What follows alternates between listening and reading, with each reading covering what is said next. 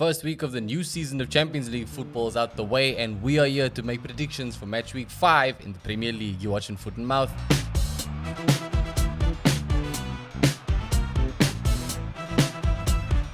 Welcome back to Foot and Mouth. Ethan, how you doing? I'm pretty good, Lokes. Nice. You didn't have a disappointing week at all with your club. No. Arsenal were a bit disappointing last night. Quite disappointing, bro. So I guess we could start there. Arsenal had a Champions League game last night against Atalanta. Not the best. No, it was a tough watch. It was kind of a boring game. It was a tough As a watch, neutral bro. fan, I was like, damn, I'd rather watch Barnsley United. A real game. No, it was tough, and it continues a very, very unwanted record that we have in Europe, particularly away from home in Europe. Because this is another game where we haven't scored away from home, bro. The last 3 games that we played in Europe, where we didn't score against Porto, we didn't score against Bayern, now we didn't score against Atalanta. One of those teams is not like the other. One of those teams is not like that. And look, I'll give Atalanta their props. They are Europa League champions. They knocked Liverpool out of the tournament last season. They beat Never Losing in the final. So it's not that they're a bad team, but I don't know if it's naive for me to just expect that we are a better club than they are. Well, look, we as fans basically only watch the Premier League. Fair enough. Let's be honest. Fair Our enough. complete knowledge of soccer is in the Premier League. Yeah, and I will say, I know that Atalanta so far this season, they've played 4 games in the Serie A. They've won 2, they've lost 2. Yes. So, like, as far as the season is going, we are performing better than they are at this point, but European football is just a different breed. It is a different, especially in the Premier League, where everyone is just trying to play like Pep. We're seeing Southampton trying to play out from the back. And I think even the players themselves, the players are just much more comfortable going for it in the Prem because they're more used to it. They're more used to the pacing of it. They're more used to, like you said, stylistically, a lot of the clubs are becoming more and more similar. It's all the than same. they used to be. So Even Everton don't want to just hoof the ball up anymore. which is their bread and butter, or it should be, bro. Just no nonsense football. You know, if that ball's anywhere near your back line, clear it. But yeah, look, defensively last night we were fine. Defensively, we were Arsenal's good. always going to be fine defensively, though. The further up you go on that pitch, the ratings just drop, bro. Like, without Odegaard especially, there's nothing coming from Odegaard chances shouldn't created. be like the fucking... Yep. He shouldn't be the key that unlocks this team. He bro. shouldn't be, but Arsenal's good enough. They're at a high enough level of football that they should be beating Atalanta. dude, and you know, surprisingly, Mikel Arteta himself in the post-match conference stated, I've never heard a manager actually say this, but he said that Arsenal's whole identity is built around Martin Odegaard. So without him there, we are suffering. And look, I guess that it's an honest statement, which I appreciate. I'm sick and tired of managers just talking nonsense in press conferences just for the sake of niceties. But like it's not a good problem to have, but we don't have cover for Martin Odegaard, and we are now being exposed for it. I think he has been unlucky with the injury to Marino in particular, because Marino, I think, would have filled the gap there. But we still should have been good enough to at least score, bro. And not just that, you almost lost. David Raya had to make a double save in order to keep the game in hand. Bro. Honestly, this guy's gone like 5 for 5 for club so far this season, bro. Every game he has put in at least like one really good save. I know. I'm seeing people starting to question whether now he's better than like Edison and like Allison. Like, people are starting to question whether he's one of the best in the league now. I think he probably is, bro. I know that there was talk about his save percentage so far this season, which is at like 93%. And yeah, granted, he probably hasn't faced as many shots as a lot of other goalkeepers. But when he's called on, bro, No, he works. No like issue. this is insane. No, it was obviously the penalty itself, I think, was a good save. The follow-up header was Yeah, it's terrible. definitely kind of shit header. The Yeah. follow-up header was just ridiculous. But you know, Take nothing away from take Raya. nothing away from Rayo. I did hear also some people online saying, like, you know, 9 times out of 10, even a shit header beats a goalkeeper from that position, because Raya did really well to get up and actually knock that ball away from off the line. Yeah. Considering the save he had just pulled off. But I think I wouldn't be surprised if most goalkeepers just kind of give up on that. Yeah, no, like the reactions, the timing, it also similar to that save he did against Aston Watkins. Villa, yeah, bro. yeah, where like obviously you put it on Watkins for missing that. Yep. You put it on the cycle for missing that header, but it's a good Still save gotta nonetheless. give credit to Raya for the reflexes. And yeah, he was that was the standout moment of He the was game. man of the really, match. bro. Yeah, he was literally the man of the Deservedly, match. bro. yeah. Deservedly. I think he has to start for Spain in the next Yes, game. A very toothless Arsenal. Absolutely. Even with Sterling coming on, even with Trossard coming on. Bro, and you know what? Props to Sterling. The man was on the pitch for barely any time, and he set up Martinelli for a brilliant opportunity. And Martinelli, bro, you got to put that away. that shot at goal in the second half, very similar to the one in the first half. The first half, I'll forgive him because his balance definitely was completely off when he was on the run. That second half shot, bro. No excuse. There's no excuse. And you know what? I'm not giving up on this guy at all. No, by no means am I giving up on him. But I don't think even Arteta can justify starting him against Man City. Look, He it probably wasn't. will, though, Yeah, he probably will because look, it wasn't just him. Gabriel Jesus had a very bad game. as captain. In my opinion, as captain as well. Yeah, we had said before I would have given the armband to Gabriel or Saliba.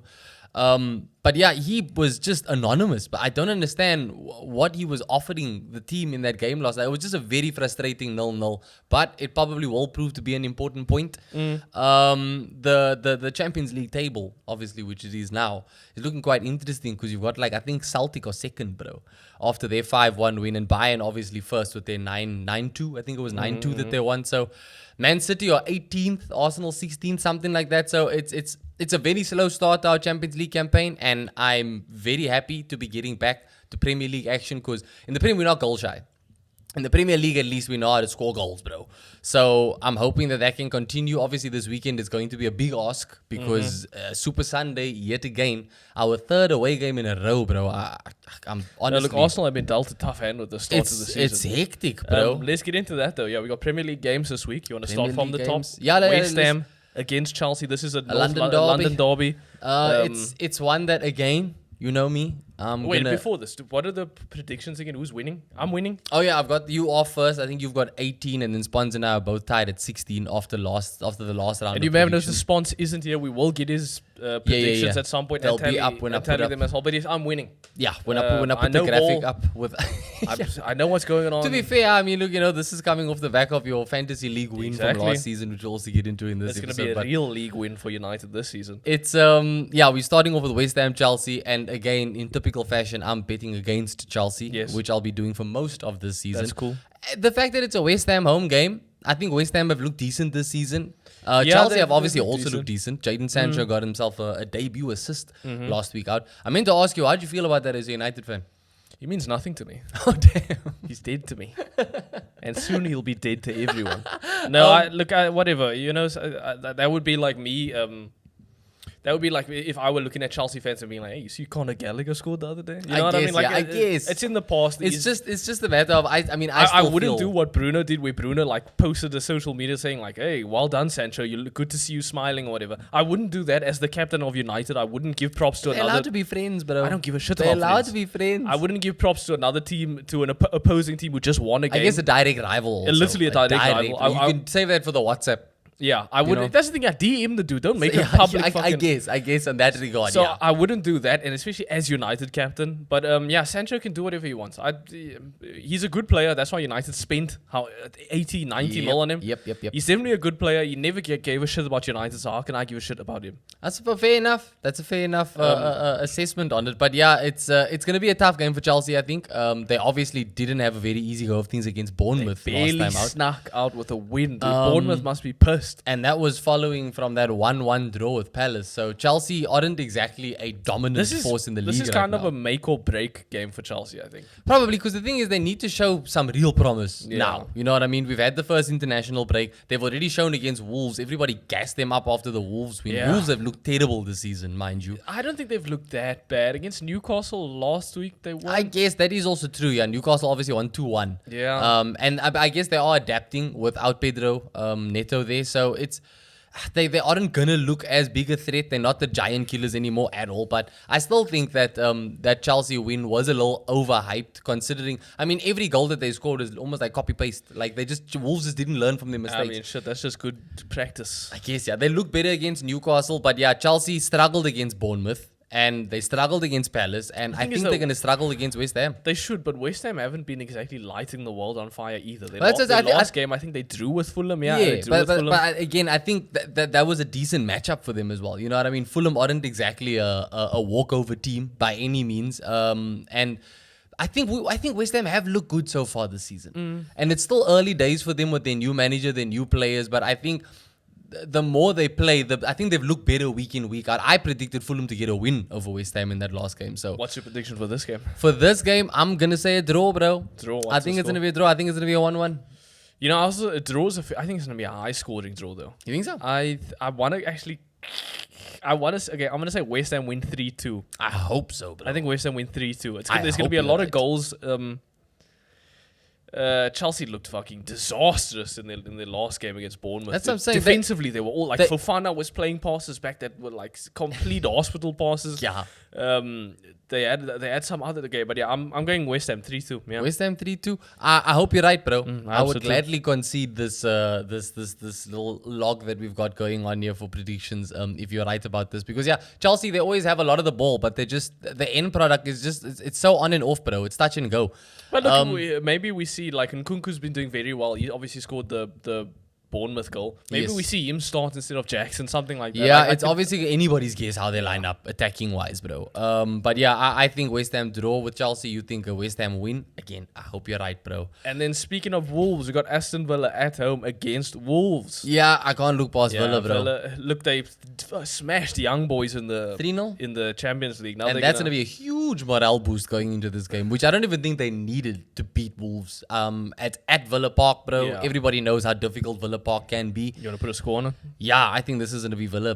Probably 3-0 again, bro. I think it's another young boys type performance and result. Yeah, you know, it's at Villa Park. Yeah, I'll go 2-0. 2-0? I'll go 2-0 Villa, yeah, for sure. I think 2-0's fair. I think Watkins obviously found his goal scoring touch again. and, So if he hasn't, they've got Duran. that's true. Who is looking like a serious player, Mm-hmm. bro. There's a lot of talk that Emery rates him to become one of the best in Europe at I'm some sure. point. After And that goal, I'm sure. dude, and he's been consistent since Yeah, last it's season. been. Anytime, you know, it's always tough when you are like a backup to a striker who's for sure number one. Yep. But Duran has pulled his weight when his time has come, and you can't take anything away from him. No, yeah, I'm going 3-0 Villa there. Next up, we've got Fulham versus Newcastle. I think this is going to be a good game. This is actually I tough. think it's going eh? to be a good game, bro. Newcastle struggled away to Wolves, and they ended up winning 2-1. I don't think they're going to have as much luck at Fulham. I think Fulham obviously didn't have a very desirable week either in the Carabao Cup. Yes, they got kicked out by fucking like Preston or some shit. It's tough, but I do think that at the very least they get a point in this game. I want to say that there will be a winner. You know, Newcastle are one of four clubs left in the league who are undefeated so far.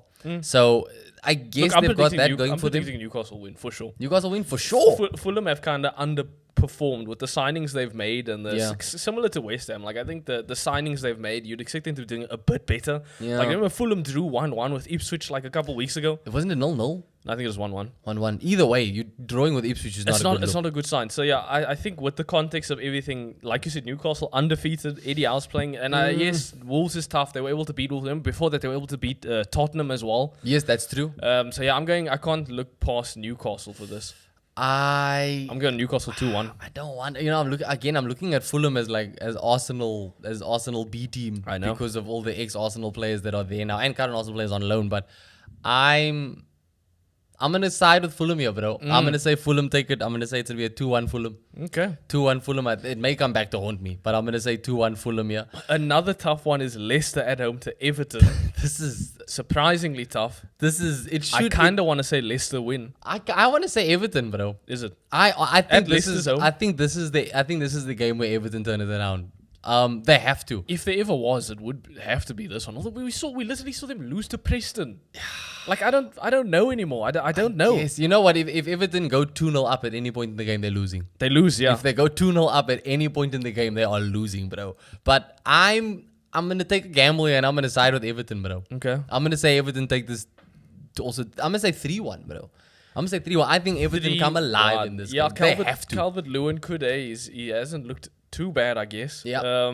It's defensively, bro. They just switch off at the back when they get any type of advantage going for them. If we're talking players looking good, we're looking at Vardy, bro. He's 39 years old. He's looking like he's playing in 2016 again. I enough, think eh? Leicester win this. You think Leicester win this? The context of everything, and Leicester haven't looked that bad. No, they haven't. They They've absolutely arguably haven't. looked better than Everton. I did tip them to stay up in the Prem at the end of the season, but I think that this game it has to be the one. I think if they don't win this, then I think Daichi's done. out, bro. But Everton can't go anywhere. Deitch is the last hope. They can't go I anywhere. still think for me. Everton need to pull a madness and just try and convince Moyes to come back, bro. I think they need to. But it's not going to absolutely- happen like midway through the season. Why not, bro? You know what I mean? Oh, 'cause that's a suicide. It's suicide The for thing Moyes. is, I think Moyes coming in, it'll be similar to how it was when Everton first brought Dyche in, where it's a matter of, look, regardless of what you do, just keep us up. If you can just keep us in the league. Yeah, but at that point when he comes in, Even when Dyche he- is the guy you call to keep you in the league. Why get rid Moyes- of him to try and get another guy to keep you in the Moyes league? joined West Ham mid-season to save their season as well. Yes. And he ended up winning them a European But trophy in the Dyche long is run. the quintessential save you from relegation manager. I think that's Big Sam, brother. That's Well, yeah, Sam- but he's not gonna come. Sam, No, we Sam Allardyce. No, we saw him completely fail at Leeds when he came back. But that was Leeds, I though. don't get this is Everton. I think if anything, they go to Big Sam. If your goals stay up in the league, I think you go to Big Sam. But I would love to see a David Moyes return to Everton, bro. I think their goal is to stay up in the league, and I don't think they're going to. But I don't think they have any other option if that is their goal, Other than sticking with other Dyche. than Dyche, yeah. I Only- guess- the only thing I could see that they would have to like reinvent the wheel. They would have to do like what Crystal Palace did with Vieira. Yep. Get someone young and like hot and like interesting. That's the only way. I But could see this, this like happening. this is that's unfair pressure to put on a young dude. No, I think it you is. gotta go someone like you gotta stick with Dyche, I But suppose, or you gotta go Big how Sam. Vieira stabilized that team. Yeah, yeah, Like yeah. he turned Crystal Palace into like an actual, and then he failed. And Yes, then he flopped, bro. but Those players just stopped scoring goals. they could get someone like hot and young just to like motivate these players a little more, just to get them like to the whatever. But Thomas Tuchel at Everton. imagine they did have fucking Ancelotti. That Ancelotti, bro. Stranger things have happened, I But guess. yeah, look, dude, You're going with Leicester. I think I have to go with Leicester. That's fair, bro. I'm gonna go Leicester 1-0. 1-0. Yeah, just a clean 1-0. Damn. Jordan Pickford in the mud, bro. After that, we've got Liverpool at home to Bournemouth. Considering how the Nottingham Forest game went, I know, but then also considering how the Champions League game went, where they beat AC Milan 3-1. 3-1, and They come back smashed from them. one. They literally, I think at the They end of the scored in game, the Milan 3-1. had like 3 shots on target. Yeah, no, bro. Three shots at goal. They made AC look like a championship team. I saw bro. someone say they made AC look like Man United. I'm out. I'm out here. Yeah, I have to side with Liverpool, bro. It bit me when we all sided with them against Nottingham Forest, but I think Bournemouth, Look, Bournemouth are going to be mad they lost to Chelsea. because they got that this penalty, close. bro. They got Yeah. that penalty, and Evan Nielsen just completely scuffed it. It was a terrible, terrible penalty. Which We've is seen a sad lot of 'cause bad Which is penalties. sad because other than that, I thought Evan Nielsen was actually a pretty good player. I still think he is going to be a good sign. signing for the club. It just would have been nice for him to get that first goal. You know what I mean? Like once he gets that first goal, I think Also, it's, Allison may not play. really. Yeah, there's big talks that he may not play. Well, we've seen that Keller is a really Kelleher. good goalkeeper. He's a really dependable backup. So I don't even think the goalkeeper makes the difference. The defense is still the defense. But yeah, I think maybe if anything, Evan Nielsen throws up a bit of an unknown. You know what I mean? Liverpool haven't really faced a striker like him very often in the league. He's a big guy. His mobility is decent. He just doesn't have an eye for goal right now. But I can't look past Liverpool, bro. I can't look past Liverpool. Yeah, look, I wish. Sami Endo at Bournemouth, I think that's his name. He also looks decent so far this season. I wish they didn't have that Champions League game. I wish it was Yeah. just the Nottingham Forest loss because I could have clowned Arnie Slot so hard. I would have been like, that's what you're living for this season. I know, dude. You broke down that United game after you beat United. Let's break down the Nottingham Forest game. Nottingham Forest game, bro. But yeah, look, it is Liverpool. They looked so good against AC Milan. Yeah.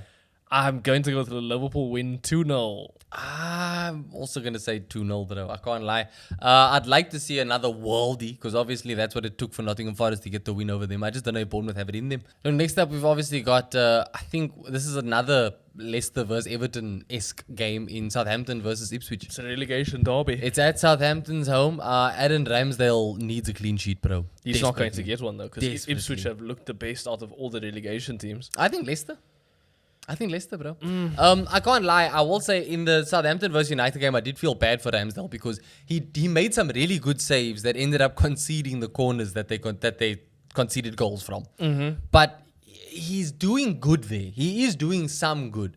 It's just that team is just all over the show. They are completely all over They the just show. And they all keep trying over to the play show. out from the back like they fucking Man City. And I will say that Ipswich do look the better overall team than they do. So I wouldn't be surprised if you lean towards Ipswich for this Just game, remember, Ipswich's last game was a draw against Brighton at the MX. which is that was a good result. That's a for them. really good result. It's a And, really and good before result that, for they got a draw with Fulham. Which is another good Which is result. a Yeah, I which is guess good you are result. onto something here, bro. And that Brighton game was at Brighton's home, yeah. So I think playing at St Mary's Stadium, whatever Southampton's home is called, probably doesn't make that much of a difference. I don't think so. They play tougher at tougher grounds. I think Ipswich cook 'em, man. I think Ipswich. And I also think Ipswich are the only team that have a chance. I wonder what these teams. I haven't had a look, but I wonder what the head-to-head was like in the Championship. Like, has Southampton had the upper hand on them before? But yeah, based on just form so far, probably Ipswich. Oh, just say it. It pains me. I want to back Southampton.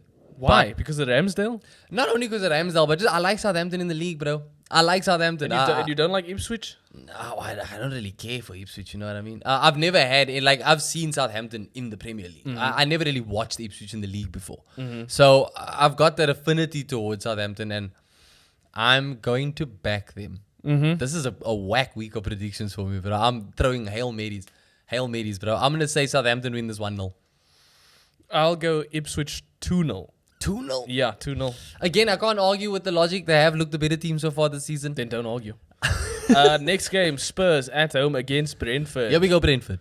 Yeah, look, Thomas Frank has looked very good, and Big Ange has looked very bad. Yep. So, based off of that alone, can I say this could honestly end up being a game where, because I could see Spurs absolutely going for Thomas Frank if they let go of Ange. it would be a good signing. Well, remember Pip a couple of weeks ago said he's destined for a big team. Well, he said Thomas Frank is destined for a big team. I think Spurs will be a big step towards that move to a big team. Then maybe United after that. Yeah, United and Thomas Frank sound like a very good match wish if they it did doesn't work out with Ten Hag, bro. But yeah, look, this is actually very tough, eh? Yeah. Brentford have looked kind of steady. I know they haven't had the best results. Look, the last game they lost to City, I think 2-1. Yeah, 2-1. And they scored the first goal. But the thing is, if you can score against City, because City defensively, more often than not, are quite sound. Yeah. And Wissa and Mbeumo. Thing is, Wissa's out. Mbeumo, bro. Yeah, Wissa is out. Mbeumo alone, I think, could probably cook this Spurs team. I mean, Yeah. I look at the team that Arsenal fielded against Spurs, right? And it's at Spurs' home, obviously. So all the more reason for them to go with that back line. With that high line, sorry. I think Brentford can hurt them, bro. I think Brentford can hurt them. We saw Newcastle beat them 2-1 at their home ground. Yes. Between Newcastle and Brentford, I want to say Brentford have impressed me a bit more this season. Personally, Without Wissa, look, with Mbeumo having to do everything, I don't think they're gonna. It's not gonna be the same Brentford we used to watching. I feel like last season we saw both Wissa and Mbeumo carry the team individually whenever the other one was out for a lot of the season. Fair. And the Spurs team also defensively just seem very up and down, bro. I think defensively they're good though. Van der Ven's good. Romero's okay. But you look at how many losses they've taken this season. They have taken. Even in the Coventry game in the Carabao Cup, it took a miracle for them to come back to win that 2-1, bro. That is true. That is very true. Like, that team is shaky. I think Ange may be losing the team a little bit. I can't lie. He's definitely losing his head a little bit. Look, and I think Thomas Frank is just a better manager. He is. But Ange is very ambitious. He's almost too ambitious for the club. club. Because he always wins something in his second season. But look, I don't think they looked terrible against Arsenal. Arsenal were only able to score off of a fucking corner. Which is our specialty. And I don't think that's necessarily Brentford's specialty. Yeah, Brentford, they don't have the defense that Arsenal do. I think I'm going with a Spurs win on this bitch, eh? Yeah? Yeah, I'm gonna go Spurs 3-1. Yeah, I know. I'm gonna say draw. I'm gonna say 1-1. Yeah, I really hate Chelsea and Spurs, bro. I wonder why. I'm going to say 1-1 here. I think Mbeumo is going to get a goal, bro. I may need to put him back into my fantasy league team. But yeah, I'm going to say 1-1 in this game. I would love it, bro. I would love to see this continued diminishing Spurs team just keep at it, bro. And then Ange will be fired. Ange will be fired, bro. But like I say, I think this is a bit of an audition for Thomas Frank. I think he'll absolutely accept the Spurs job. Because Spurs over Brentford, Spurs is obviously the bigger club. And I think that if Ange doesn't get a result in this game, all the more reason for him to lose his job earlier rather than later. Look, it's a bit soon. I don't think he's going to get fired off of this no, hell match, no. Yeah. It's not going to be I think if they lost that Coventry game, then you'd probably And again, be like, hopefully Levy and them can see that this dude is fucking, like, he does have high hopes. He does have high aspirations. He is a coach who has been successful. Right now, he's probably his own worst enemy just with regards to how stubborn he is to his tactics and his style of play.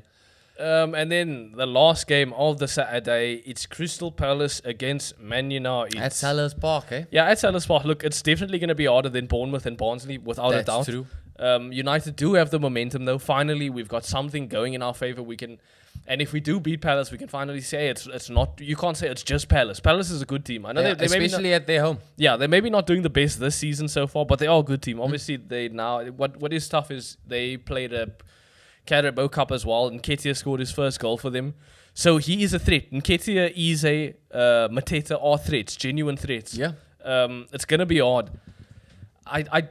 I don't know if Palace having this bad run of form is a good thing, because at some point they do have to win, much like Everton. At some point they have to win something. Yeah, they haven't got to win this season. No, they haven't. And you think maybe it's against United, maybe they ball up all that bad juju and send it out on United, beat United. I'm sure they would have liked to play United before Southampton. Because obviously Southampton and then Barnsley. United's confidence is high right confidence. But yeah, look, I'm expecting lineup-wise, Delo, Martinez, De Ligt, Mazraoui, incredible backline. Ugarte. I'm expecting Rashford to start, not Garnacho. I think Garnacho will come on as a super sub. So Rashford, Mainu, Ugarte, Bruno, Diallo. That's going to be the mid.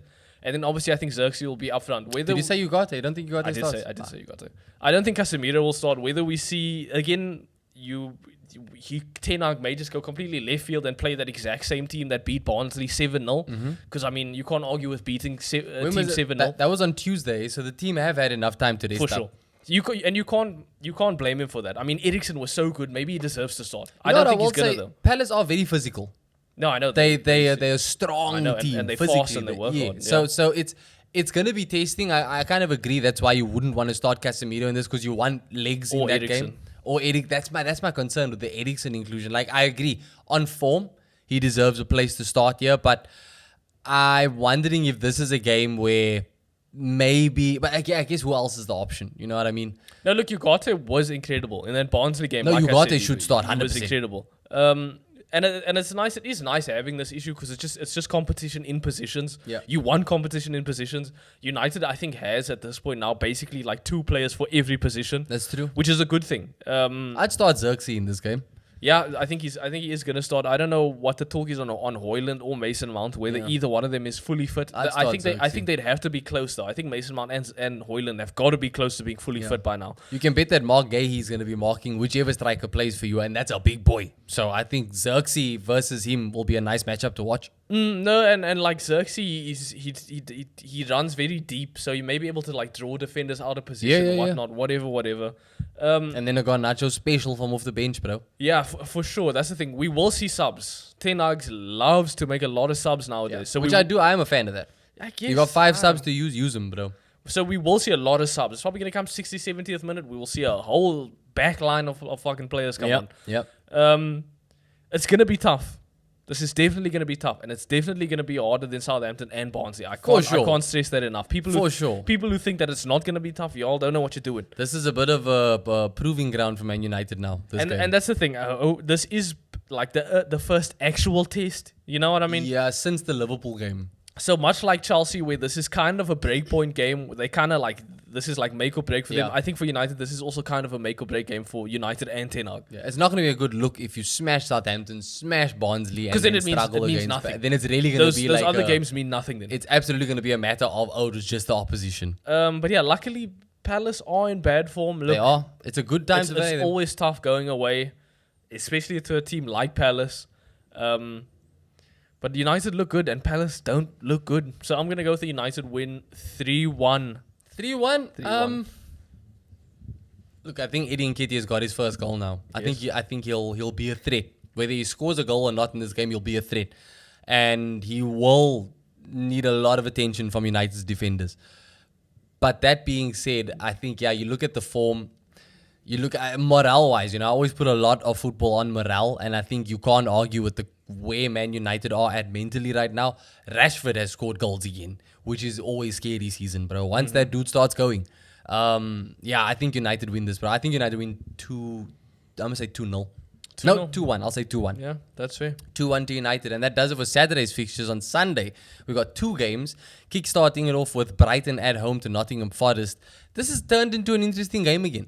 Because Forest, obviously, unexpected win against Liverpool at Anfield. Brighton, unexpected draw with Ipswich. I'm wondering, have Brighton run out of gas a little bit? Like maybe they have so many players, and they have a hot young coach as well. who won Manager of the Month last His month. football's not bad either. Yeah. But I think based over that alone, and it's at the Amex. I know Ipswich. uh, Ipswich got the draw there. yeah, and I know Nottingham Forest also looked very like they were able to beat Liverpool. I like Forest's players, bro. I think they have a decent squad. I can't lie. They do, but again though, if we're talking quality, Brighton have the better squad. Yeah, For so sure, did they- Liverpool. They have the yeah, I know they have the better squad, but so I'm going to go with the Brighton win. Yeah. I'm gonna go with a 2-0 actually. Brighton win. Yeah. João Pedro, Yeah, I know. Welbeck. I'm also gonna go Brighton win. Yeah, I can't lie. I think also 2-0. 2-0 is very fair. I think, bro. And no then the slightest to Super Nottingham. Sunday game, Man City at Dude. home against Arsenal, Arsenal a game that headlining might decide back-to-back Sundays. that might decide the Premier League now already. Yeah, dude, it's a bit scary. Like I don't like that. I don't like that you can't lose any game. that's just the Man City effect know. on the league, bro. That's why they gotta get expelled. But it's gonna be tough. We obviously didn't lose to them last season. Last season at the Etihad, we got a 0-0 draw, and then we beat them when they came to the Emirates. Again, going forward in the Prem, we're not goal shy. But after what we did against Atalanta, I'm kind of like, where are these goals gonna come from, bro? Like it's a bit tricky, obviously, like you said, with the Spurs game. We may have to rely on set pieces again for this game. But City's defenses from set pieces are obviously way better than Spurs are. And they have the goalkeeper as well is much Yeah, better than Vicario. I'm not going to lie. I don't want to predict a draw, but I could see this being a draw. I could also kind of see it being a I draw. could yeah. see this being a draw, Yeah. unfortunately. I'll take a draw. Like I said, against Spurs in the North London derby, I said I would take a draw, just considering how limited we are creatively right now. But our defense is so good, bro. I think the bigger question here is, whatever the result, is Haaland going to get a sniff at goal, bro? At some point, you'd think he has to, and he has scored against Arsenal in the past. It's just, It's just not last season. Yeah, last season, I mean, one of the games he finished with a 0.0 XG. He didn't get a single shot at goal. But I think it is fair to assume he will score at some point. Like I think he will score in this game. I do think he will score. You know, I'm taking our defensive record against City into account. I'm taking David Raya's current form into account. I hope he doesn't. I'm going to say he won't score. I'm going to say Arsenal are going to stay his bogey team at least one more game. Damn it, bro. I'm going to back the boys. I'm going to say 1-0 Arsenal. Yeah, you have to. I'm going to back the boys. You have to support your team in this situation. It is just so close. Yeah. Look, I think lineup-wise, we'll see something very similar to Atalanta. I was very surprised that Arteta fielded such a strong team. I guess it was needed because it ended up being a 0-0, and it could have very well been an Atalanta win. But look, Timber, I think, has looked fantastic at left-back. He's a proper, like a new signing player. Ben White at right back, still doing Ben White things, bro. He's looking solid. Gabriel and Saliba are looking fantastic. We probably shouldn't see Thomas Partey start. He looked very sloppy in that Atalanta game. He did, bro. It's probably going to be a game for Jorginho to come in instead of Thomas Partey. I hope he got enough time in the hyperbolic chamber with his oxygen mask and all that, because it's going to be a tough game, bro. But yeah, I think midfield-wise, you'll probably see Declan Rice, Jorginho, and probably Trossard again in midfield, or Havertz, you know, because I don't think Arteta is not going to start Jesus. If Jesus is available, I think Arteta is going to start Jesus, regardless of how he performed against Atalanta. I just really hate taking Havertz out of that striker role, but I think we lose a lot. But Havertz works hard, bro. No matter what position he's playing so far for the team, he is working hard. I don't know. Whenever I watch him play, he looks very nonchalant to me, and I don't like that. I think he's almost like an Ozil. He flatters to deceive. When you look at the stats at the end of the game, you go, holy crap, he did all of that. He's press, bro. Without Odegaard, because Odegaard, the biggest reason we're missing him is because of how he leads the press. And Havertz has taken that mantle on, I think, very decently. And it's a matter of, you'll see him pushing forward on an attack, and then as soon as you lose possession, all of a sudden Havertz is the one putting pressure on the attacker in the defense again. He's just everywhere. And obviously Man City are going to be a very different threat altogether to what we've played so far this season. But yeah, I would start Havertz in midfield. I can't lie. I'd go Jorginho, Declan Rice and Havertz in midfield with Trossard on the left, Jesus up top, and Saka on the right. I would like to see Sterling start. Sterling likes to play against Man City since he's left them. But yeah, maybe give Trossard one more start. Bring on Martinelli from the bench. Bring on Sterling from the bench. I think that's honestly enough to at least get a point, that lineup. And yeah, 1-0 to the Arsenal. I'm predicting, bro. 1-0 to the Arsenal. Look, I'm going to predict a draw. I think it'll be 1-1. I do think Haaland will score. Yeah. You can only hold him back so long. I guess. And the form is in this season. Yeah, no, look, Man City didn't look incredible against Inter Milan. No, they did not. And also, I think KDB's out for this game. So that's, yes, he is. He is a miss, and that always helps us. So that does make it a bit tougher. Because KDB terrorizes us. Bro. And that may be the difference in them not winning, but I still think they will score one, and I think it's just going to be a 1-1. I think there'll just be like one goal by each side in this game. Something no like a 1-1. No Odegaard, no KDB. It's Man City still have more playmakers than we do. That's for damn for sure. Basically, everyone in that mode is a playmaker. That about does it for our predictions. Let us know what you guys think predictions-wise in the comments below. Onto the business, the actual business, fantasy football. Logan still doesn't have Haaland in his team for some reason. I don't know what he's expecting to achieve by doing this, but he's not going to achieve anything. He should have had him in from the start of the season. I don't know why you wouldn't have him in from the start of the season. I'm being stubborn. I am being stubborn, and I think at this point I've kind of committed to going the full season without Haaland. Honestly, that's bro. not a smart commitment, though. I'm pulling a Ange. I'm pulling a big Ange, bro. Look, I think even though he hasn't scored a lot against Arsenal, it is worth having him in your team this week. Still, it's worth he's having probably going to score every week, bro. Whether you captain him or not, I don't know, because Salah is playing Bournemouth. I captained Salah against Nottingham Forest. Fair warning. It didn't work out for me last week. But yeah, speaking of last week, I got 60 points. The average was 51. Yeah, so I got 60 points, and that's again because Haaland got 26 on his own. Smith Rowe got me a 7. Gabriel, nobody had Arsenal defenders in their team because they all thought Arsenal would concede against Spurs. And Gabriel got the goal. Gabriel not only didn't concede, but he also scored the goal. So yeah, shout out Gabriel, keeping me in this bitch. Second season in a row that you've got an Arsenal defender doing the numbers for you, eh? I never get an Arsenal defender in my... He's the same defender I had in my team last season. Yeah, I don't know why I never get an Arsenal defender in my fantasy league, bro. But yes, with that, I did end on 60 points, and that put me third.